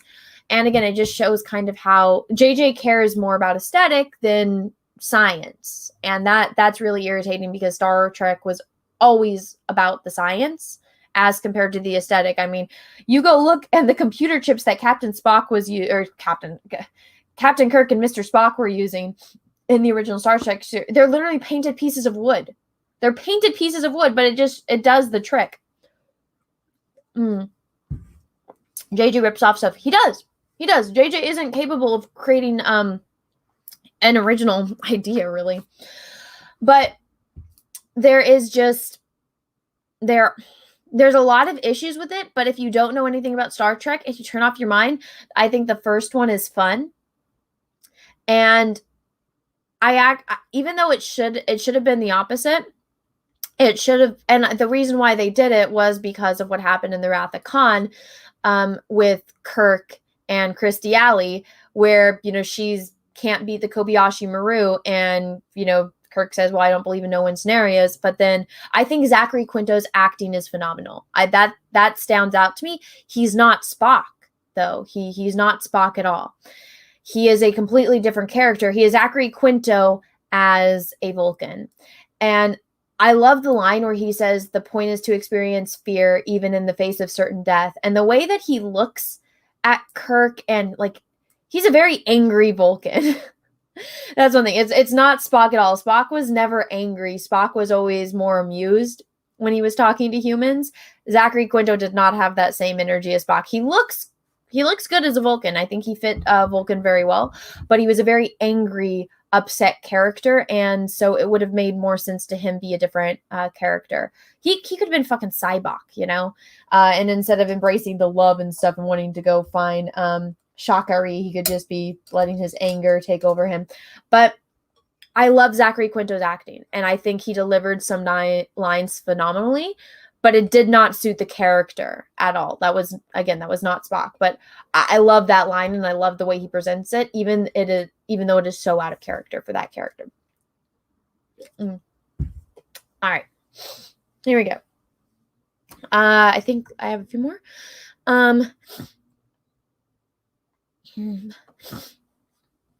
Let's see. Rocket Sauce, thank you for super chat. I don't always get to listen to Anna on the big screen with a surround sound on, but when I do, the neighbors do too. Aw. Well, I hope your neighbors and you are enjoying it, but thank you. That's kind of crazy that somebody's watching me on a big screen. There you go. Runs the Phantoms English about it bugs me how the Mandalorian totally ignored the Tython from the Old Republic game. Exactly.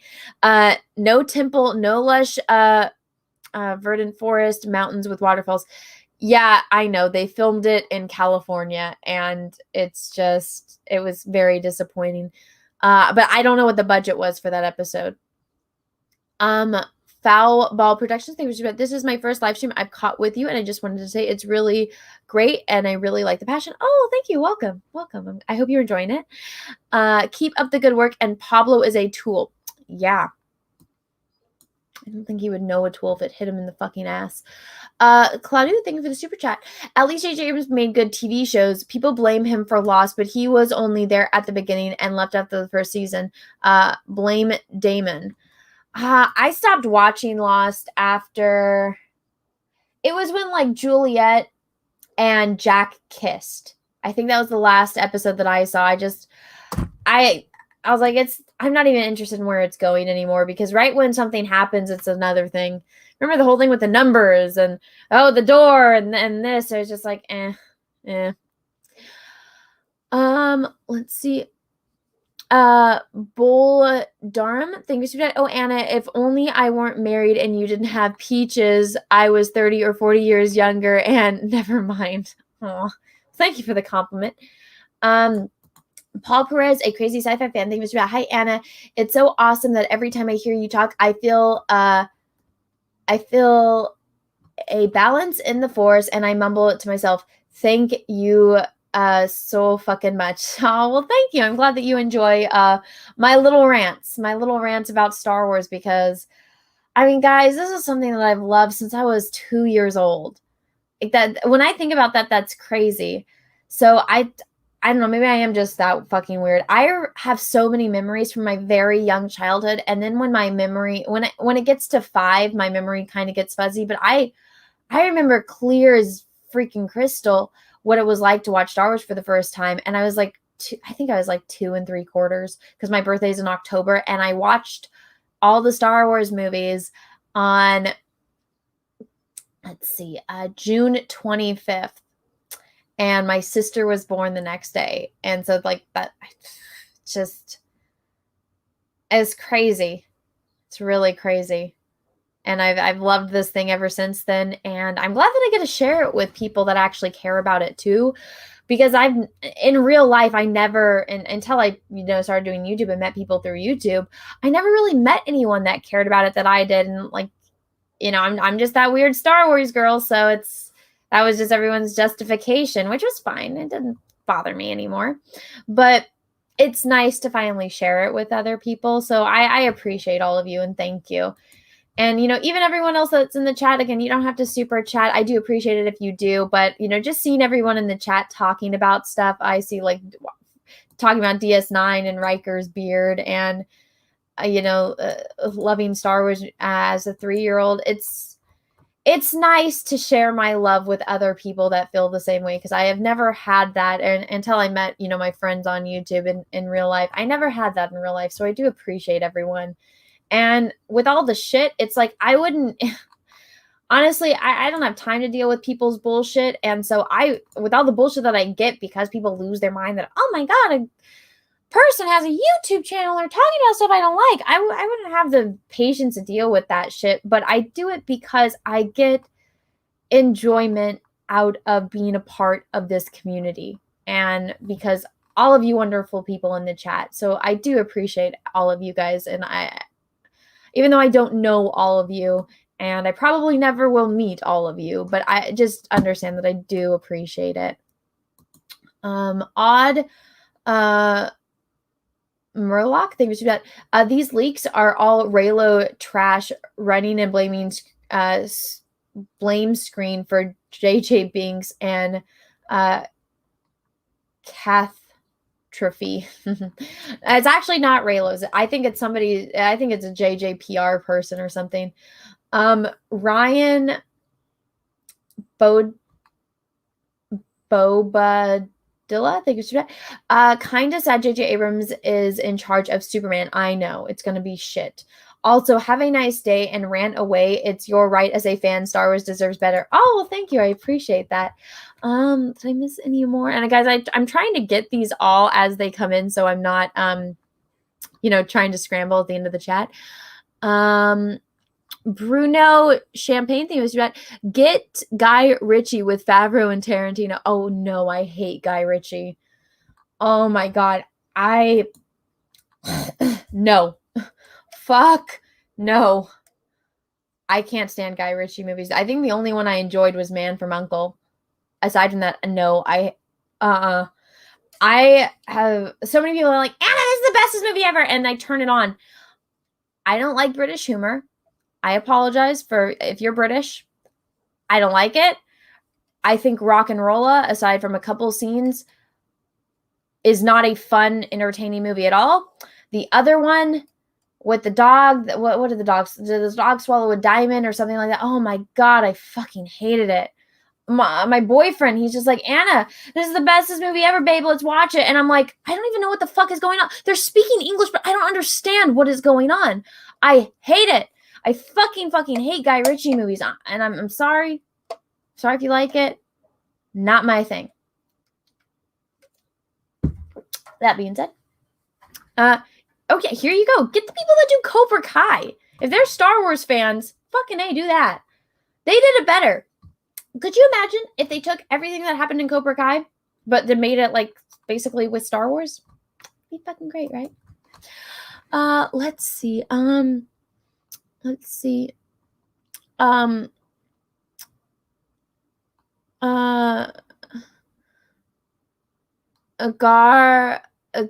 Garuda Legends, thank you. Hi, cute lady. I want to see a Superman movie when he comes to Earth and makes Earth his toilet. Oh, I don't want to see that. I want to see Batman as his butler. Okay, I am Superman. I am triggered. I being you in half tiny human. Well, that wouldn't be a Superman movie, but thank you for the super chat. Ken Baller, I think I read that one. Roger H, thank you for the super sticker. Say thumbs up. Thank you. Skid saying we should be going to cover Star Wars Detours. It's pretty chill. I don't know. I'll think about it. Volcanus Rex thinks about Pablo Hidalgo seems like the type of guy who wears Velcro shoes. Can somebody meme that? That would be hilarious. Just Stewart thinks about well said that Star Wars girl. The statements haters say indicate more about the hater than the target. Let's see. Oh, that was that person that said, can I ask you 3 questions to prove you are a hypocrite? Well, I guess that was one of their questions, was the one about Superman. And, well, honestly, all that did was prove that they don't know anything about Superman, but they paid $20 for it, so I guess we'll wait to see what the person's other questions are. Right? I'm almost caught up on Super Chats, and then we'll be able to get back to these. Let's see, did I miss any? Just updated it.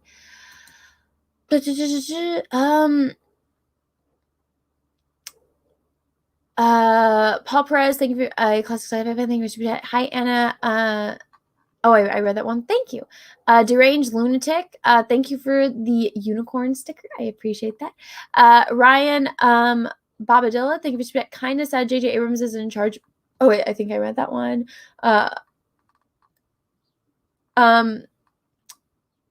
Deslav Act MC, thank you for hashtag keep fighting Day Taslav. Well, thank you for the super chat. And then Claudia, thank you for Birds of Prey literally ripped off Snatched, the one with the dog swallowing the diamond. It's literally almost the same. You've seen the parallels. Oh, I didn't even think of that because I tried to put Snatch out of my mind forever, but I'm trying to remember the plot of that movie because I have tried to put it out of my mind. God, I don't want to have to rewatch it. I'll take your word for it, but thank you for the super chat. Now, I think I am all caught up. So let's get back to reading the leaks, everyone. All right, so here we go. Regarding the sequel trilogy, each sequel trilogy director prioritized their scripts differently. Johnson was intoxicated with the themes. Trevorrow had been infatuated with the spectacle. Fucking A, I can't talk today. And Abrams favored the concepts. That all makes a lot of sense and suits them all based on the work that I have seen them. Snatch is not a great movie. I do not enjoy it. That's just me, though. You can enjoy it all you want. I have absolutely no love for that movie, and it irks my fucking soul. Thank you. Peaches loves it.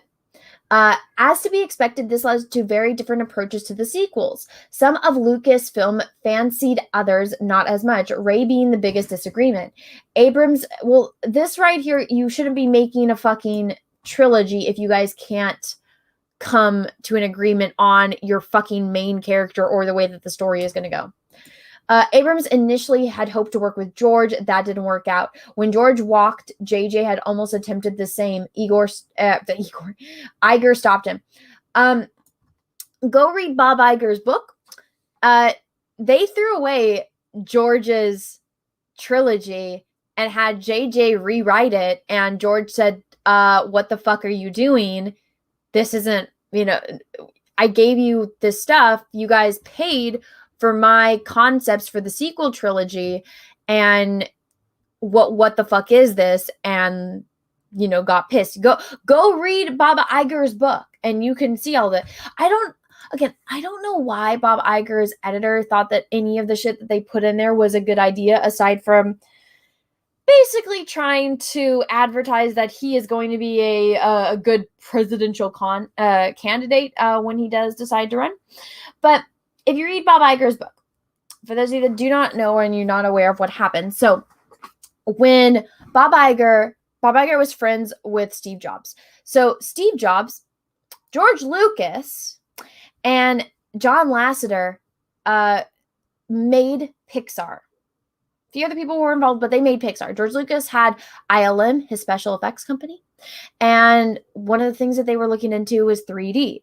Okay, so you look at the first full-length feature animated movie, which is Toy Story. And what is Toy Story? Oh my gosh, it's Pixar's first movie. It's a movie about all of these 3D animated objects that were toys, because guess what? Toys are plastic. It was a great idea, because it's like, well, what can we do with 3D? Well, we can make things look like they're plastic. And it's like, so what are we going to do? We're going to do a movie about toys. Everything is plastic. And that's why they try not to show too much of Andy or his mom, because it looks kind of scary. And the thing with Pixar is that John Lasseter was he still is a great person. And I've met him. All that Me Too shit is fucking bullshit. It infuriated me. But if you look at John Lasseter, he knows how to tell stories. You might not like Cars, but that movie fucking makes money. And kids fucking love Cars. And John Lasseter is aware of his audience. The reason why Cars exists, and that movie franchise is what it is because John Lasseter and his wife, they have, boys. And she said, hey, babe, you're working too hard. Our kids aren't going to be young forever. You need to spend time with them. We need to do something with our kids before they're too old, because they're growing up fast. And so him and his wife took their boys and they went on a road trip, and that's where he came up with the idea of Cars. And that's one of the things about Pixar. So Pixar doesn't take stories from outside of Pixar. Up is the idea of, a guy that wanted to tell a story about his grandfather. Every single story that Pixar does is because the people that work at Pixar are storytellers, and they want to tell stories through animation. And John Lasseter, he has his movies with his ideas that come out, but then everyone else, this director has this story that they want to tell, and they have all these projects going on at the same time. And it's all original stories that these people come up with. It's not a retelling of Little Red Riding Hood. It's their stories, or at least it used to be when John Lasseter was there. And so Pixar was doing fucking great. You have movies, again, like Toy Story, like Monsters, Inc., like Finding Nemo, all original stories that were coming from Pixar, and Pixar was doing incredibly well. And so Bob Iger, took over after Michael Eisner, and he was looking at how all of the Disney animated movies, the 2D animated movies, none of the characters were really sticking with foreign audiences, but he saw that Pixar was doing so fucking well. And so this is before Disney owned Pixar. Disney was the distributor of Pixar. So they, distributed their movies. And so what Bob Iger wanted was, he wanted John Lasseter to come and fix Disney animation and make Disney animation at the same level that Pixar was at, because all of the movies that Disney animation had been coming out weren't sticking with audiences. Even though I liked them, I liked Atlantis, I liked the Treasure Planet, I liked those movies, but it wasn't sticking with the audience the way that Pixar movies were doing. So Bob Iger, John Lasseter, and Steve Jobs, we're all talking about the acquisition. And so what Bob Iger did was, he did just that. He acquired Pixar, and he got John Lasseter to run not just Pixar, but Disney Animation. And George Lucas, being friends with Bob Iger, and friends, I use that term loosely, but being friends with John Lasseter, and saw what John got. And then so when Bob Iger approached George, he thought he was getting the Pixar deal, which was Disney would buy the company and George would run it. and have all of Disney's resources to tell more Star Wars stories. That is exactly why. And everyone's like, well, it was George's fault for getting into it in the beginning. And it's like, you do realize that George was lied to. He was lied to and stabbed in the fucking back. They made him believe that they were buying his sequel trilogy, that because George's company wasn't doing this very well. You know, after the prequels, it was a little, you know, the money wasn't coming in like it had before. And so George thought by selling to Disney, he would get the benefit of, you know, their infrastructure, their money, their resources, and he would be able to continue telling Star Wars stories. That's the only reason George got into talks with him, because he thought he was getting the John Lasseter Pixar deal. He thought he was still going to be in charge of Star Wars. He was going to get to make his sequel trilogy and not have to worry too much about the finances or the distribution or any of that. And so when people get mad at George, it's like, do not go read Bob Iger's book. It's all in there. I don't know. I did a video on it. I think it's like an hour long, actually. But I don't know why people blame George. It's like, could you imagine being in a pickle and somebody you think is your friend reaches out and says, hey, I see you're in some financial difficulty. Well, hey, guess what? I got all of these fucking resources. I got all the money. Let me pick you up. We're going to make this work for you. And then after you're signing papers and you're far into it, they say, wait a second, you thought you were still going to be in charge? Fuck no, you're not going to be in charge. This is what Bob Iger says in his book. He says, I'm not spending, $4.5 billion to buy Star Wars from you and letting you be in charge? Oh my gosh, the hubris you have, George. And George is like, but that's what you did with John Lasseter. That's what you did with Pixar. And the only reason I even agreed in the beginning, and the only reason why we've gone this far into the process, is because you lied to me, because you gave me the impression that I was still going to be in charge. You bought my fucking sequel trilogy. My outlines, my company. I've allowed you to have people come in and assess my company. And then George said, no, I don't want to do this anymore. And you know what happened? Bob Iger said, well, guess what, George? If you pull out of this deal, then I'm going to, sue you for $500,000, and you are going to lose your company. You're going to lose Star Wars. You're going to lose ILM. Every single one of your employees is going to lose their job. And I'm going to make sure that they lose their job, George. So either sign this paper and receive $4.5 billion or lose everything. And so what else was George going to do? Why do you think when you go and look at that picture of George Lucas and Bob Iger signing the papers, George looks like he lost his fucking soul? Because he did. He got pushed up into a corner, and this is all in Bob Iger's book, guys. Go read it. It's called A Ride of a Lifetime. Heck, you can get the audiobook and you can listen to Bob Iger read it to you.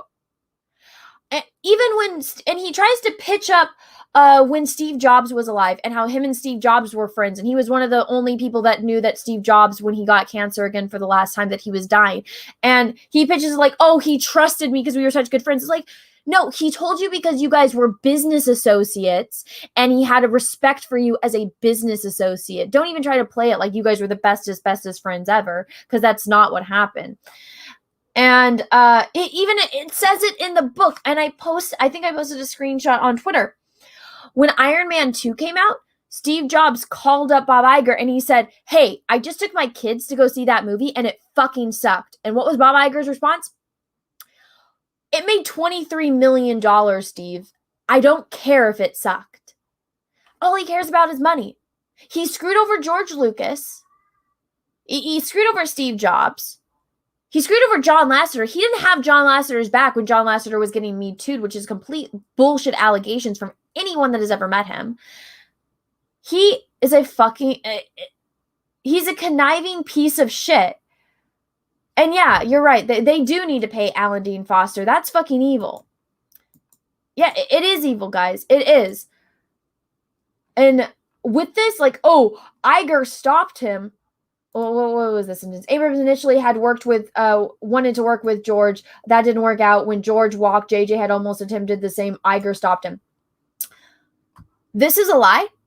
If you read Bob Iger's book, JJ was part of it. JJ knew that George had his idea for the sequel trilogy, and JJ Abrams was instructed to rewrite and to come up with a new idea for the sequel trilogy, knowing that they weren't going to use George's. So this is a lie. I'm sure he wanted to work with George, but at the same time, J.J. Abrams, I don't think is that fucking stupid to think, oh, well, George had this idea. George, the creator of Star Wars that I somehow respect. Oh, well, George had his outline. The creator of Star Wars said this is where he wanted it to go in the future, and we're going to throw it away, and he's not going to be offended that I came up with something else?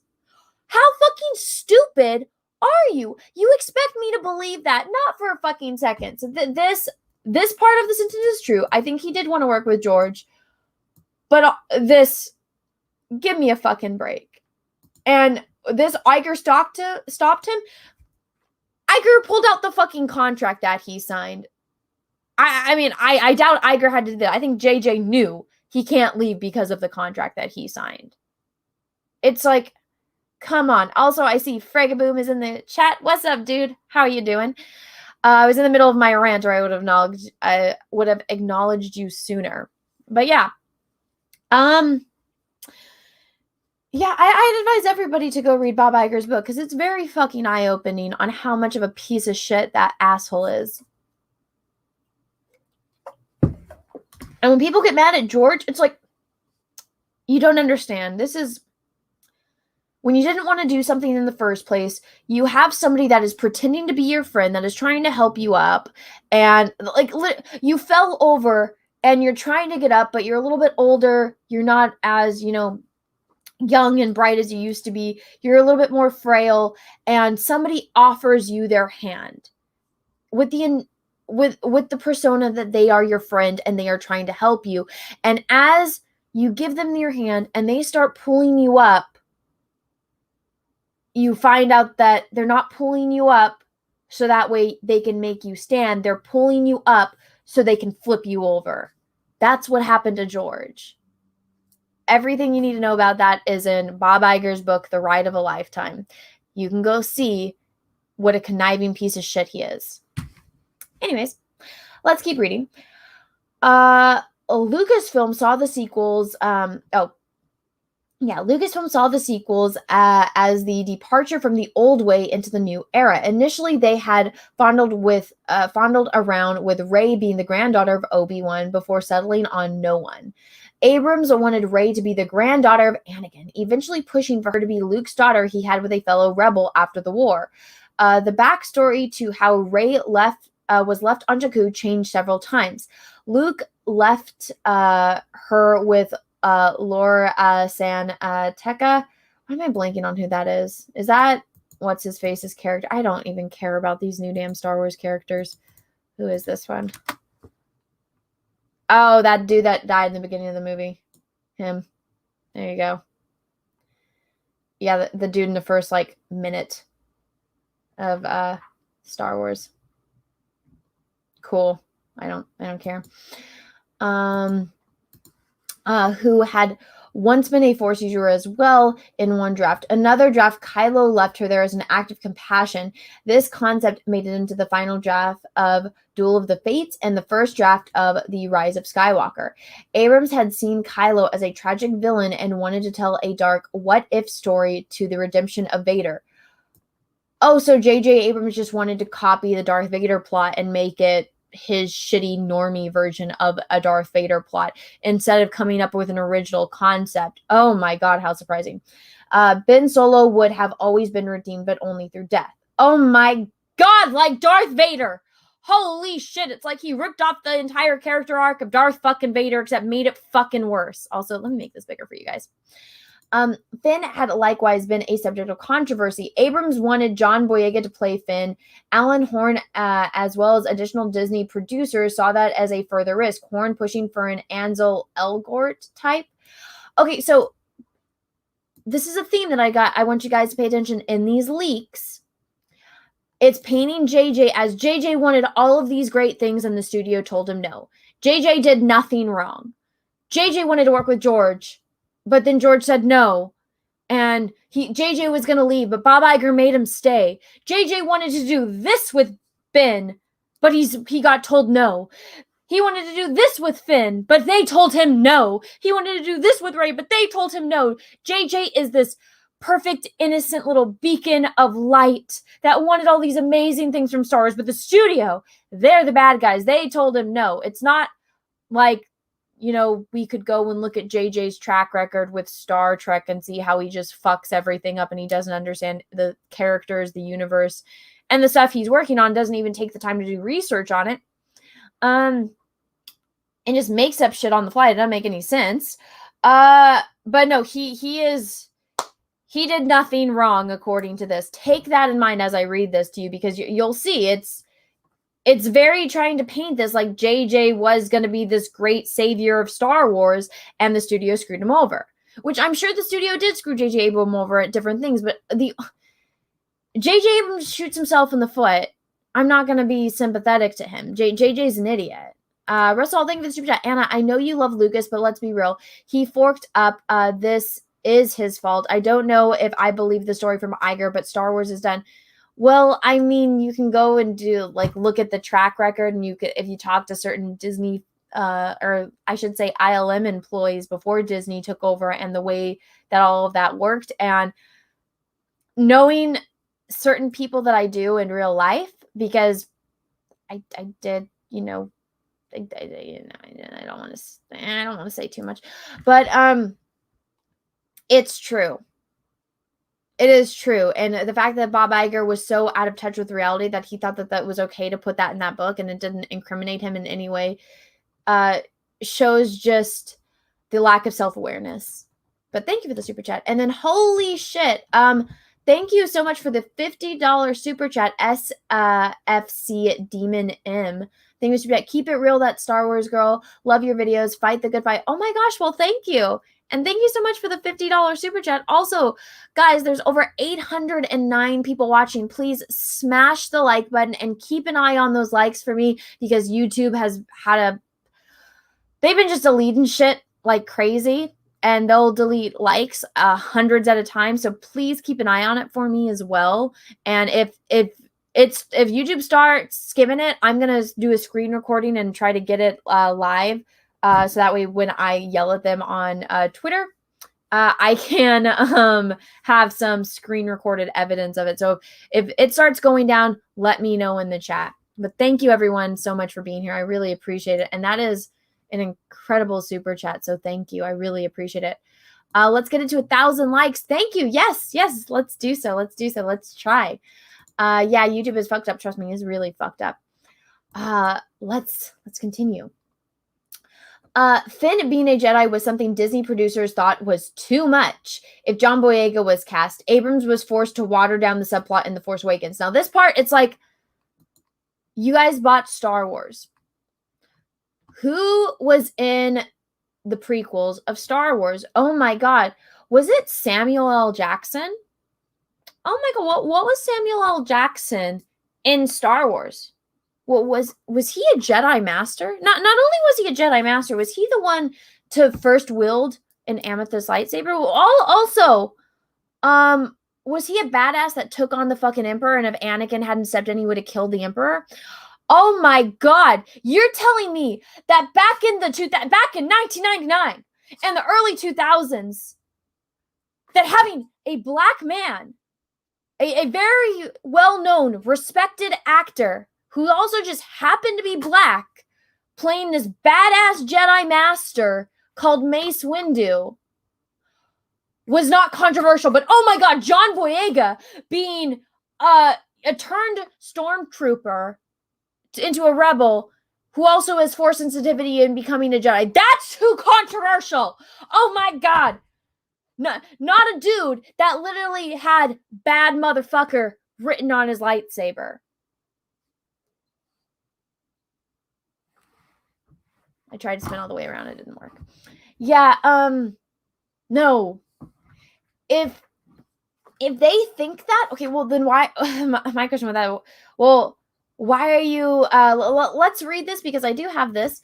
What is the definition of racism? Well, let's look at the definition of racism. So racism is a noun prejudice, discrimination, or antagonism directed against a person or people on the basis of their membership in a particular racial or ethnic group, typically one that is a minority or marginalized. So you're telling me, and you want me to believe, that Disney, well, I mean, Disney executives are fucking stupid, so it actually might be right on the money, but you want me to believe that apparently we have gone so far back, we have regressed so far back that in 1999, and heck, back even in 1980, when George Lucas introduced Lando, it was okay back in the 1980s. It was okay in 1999. 2015, it's too controversial to have a black guy be a Jedi. This is fucking stupid. That definition of racism is wrong. It's from Google. Type in Google, type in the word racism. Seriously? You're upset because Google's definition of racism is wrong. Having a prejudice against somebody based on their ethnicity and the color of their skin is racism. I don't know why that's a hard concept, but why not? Claudio, thank you for that. Is it because of China? I don't think that. I mean, look at the prequels. Look at. I don't know. The logic and the lack of logic is kind of blowing my mind with this point, which makes me really question on whether or not it's true or not. But I mean, they shrunk him on the poster. So either I don't want to think it, but I mean, either people in Hollywood have just gotten significantly more racist or have just gotten racist because, I mean, 1980, Lando was introduced in The Empire Strikes Back. Okay. In 1999, Mace Windu. 2015, we got Finn. They did all of this marketing for Finn. Finn had more action figures than Rey. Finn had more merchandise than Rey. Rey was almost non-existent. Finn had more merchandise than Kylo Ren. It was like Finn and Phasma and BB-8 were like the top three. And I mean, they had no problem with all of his toys, talking action figures, costumes, stormtrooper masks, all of that. But then you want me to believe that with all that marketing, I don't know. This is just, I mean, I don't want to believe it because I'm like, wow, so just racist around the studio, but I don't know. Russell Hall, thank you for that. Lucas has screwed us all. Pick hockey helmet, Henry. Thank you for the super chat. Claudio,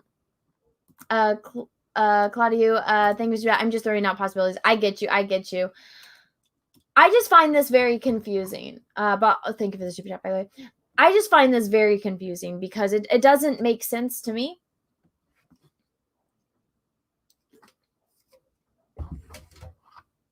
And I don't think Mace Windu was a controversial character because of Samuel L. Jackson's skin color. I think the thing with him was about how he channels the Force and then did he survive or not and stuff like that. But this is just, I don't know, that I'm just like, the studio got more racist, seriously, or just got racist in general. Horn was the most vocal against a romance between Finn and Rey, risk factor playing a big part. So in 1980, it was okay when Lando sees Leia and he's just like, oh, who do we have here? And is all, hello, Leia. And then Han's like, that's my girl, homeboy. But it's okay to have, Lando hitting on Leia. But oh my God, Finn asked Rey if she had a boyfriend and he showed interest in her. In every other movie, he's following around like a puppy dog. Oh my God, how terrible. Yeah. What does this say? Are the rumors true? Jeremy from Geeks and Gamers got drunk with his Disney pals and came up with the idea of twin transvestites for his characters. Should have two of him.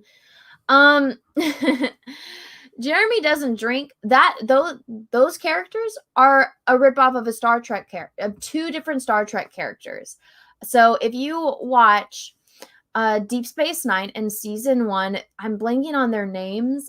but it's a species where 99% of the population are identical twins. And so these identical twins they're like part, even though they're not connected, they're not Siamese twins, their minds are linked. So they work, oh my God, why am I blanking on my words today? It's not, they work in sync with each other, but that's not the word I was looking for. And so when one of the twins dies, it's like losing a part of themselves, and the other twin, like, they don't function the same. It's like losing your hand or half of your soul, your spirit, your heart, your brain. And then it's based off of another character species, which was introduced in The Next Generation. And it's the episode with the character Soren. And that is from a non-binary, genderless species of aliens. And the main character, Soren, identifies as female. And because of that, she is sent to a re-education center to fix her mental problems because she identifies as a female. Because their species has grown past or evolved past having genders. So if you do identify as having a gender, you are therefore you have mental issues and you need to be sent to a place to be rehabilitated. And so those characters that are introduced in the High Republic are a morph of both of those two alien species from Star Trek. The more you know, right? The more you know. Let's see. Claudio, thank you for talking about Lando hitting on women. Do you know nowadays you can't even bump into someone without them accusing you of rape? I sincerely hope that's not true, but I wouldn't put it past the weirdos in Hollywood. Comics Kid, thank you for every day Lucasfilm strays further from George. They sprinted away from George the first chance that they got. It blows my mind. It's like this dude literally invented Star Wars, but you guys don't want anything to do with him. Gotcha. That's totally smart. Let's get back to reading this. Also, guys, I am going to have to go in a little bit, so I'm not going to be able to finish all of this. Maybe I'll do another stream tomorrow where I finish reading all of this, because I have to go to the High Council. I have to go to the High Council. So actually, let me get the link for that. So you guys, if you guys want to go all and raid, how much do I have left of this? Okay. Maybe I just might leave it off here. And let me get you guys a link for Jeff's High Council show that I'm supposed to be on, because I'm going to have to go run inside and go pee because I've been holding it in for like 20 minutes now. And my bladder is like, hey, Anna, we need to go. Where is Jeff's channel? Here we go. Where is it? Where's the video? Why is it not here? I don't see the link for the High Council. Oh, I guess that's it. Oh, what's going on? Okay, here is the link for High Council that I'm going to be on in a few minutes. I believe. Oh no, it says retro blasting. Okay, well, Jeff told me Mahler was going to be there, so maybe it's the week after. Oh, yeah. Never mind, guys. It's not this week. Next week, Mahler is going to be there. That's it. Not this week. Next week. So this week, it's retro blasting. So everyone go over and check that out. Maybe I'll read a couple more because I still have 7 minutes. NG1TEAV, thank you for the super sticker. I'm going to go over here and see what it says. Also, Diano, thank you for the super sticker. I appreciate it. Thank you. Let's see. Oh no, they dropped you. Oh, they did? Did they drop the likes? Let's see. Oh, it is a pair that says keep it up. Well, thank you. And I think you said that a little bit earlier too, but thank you for the super sticker. I appreciate it. And then Diano sent the little puppy dog waving. Thank you. Claudio, thank you for the super chat. Did you see my super chat earlier about Snatch? I thought I saw your chat. I don't know if I saw the super chat. Yes, I did. Yes, I did. I read it. The Birds of Prey thing, right? Yes. Is the link to Reddit in the bio? No, here, let me put it in right now. Let me post it here right now. Get it for you. I will edit it into the bio after I am done. And I use your emergency beep bucket. I don't have an emergency beep bucket. I wish I did sometimes. Let's see. Here we go. Why is nothing loading? I hate the way it does this. Dad man walking 55 things you should. They're taking their own advice from The Last Jedi. To kill the past, you have to. So stupid. Claudio, think we should bet. No, the second one I sent. Let me go see. Oh, I have to pee. I haven't started bouncing yet, which is a good thing. Nothing is loading anymore. There's been so many problems with YouTube. I don't know if they're trying to like update their system or something, but it's a pain in the ass. Is it this one? Oh no, I did miss it, so thank you. I see I have a few. Bruno Champagne, let me clarify. Guy Ritchie is a legit jujitsu black belt. I'm talking cope between Favreau for context, Tarantino for scripts, and Ritchie for action. I mean, I like Tarantino's action. I am not a fan of Guy Ritchie's action. I don't think being a black belt gives you the ability to be a good choreographer. With that being said, anything's better than Ryan Johnson because, oh my God, that video of the lightsaber battle is terrible.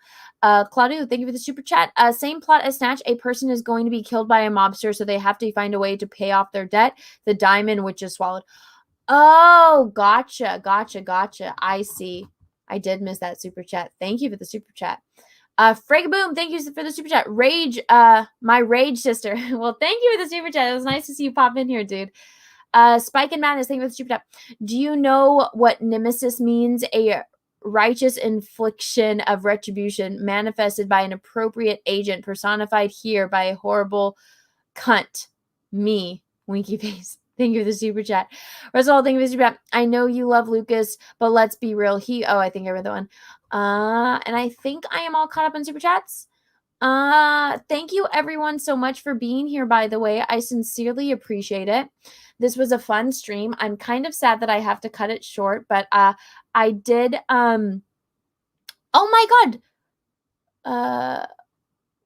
Oh, okay. I thought the stream went down. I was like, I didn't cut the stream down. What's going on? It showed up as like it was not working. I was like, what happened? Have I just been talking into the void?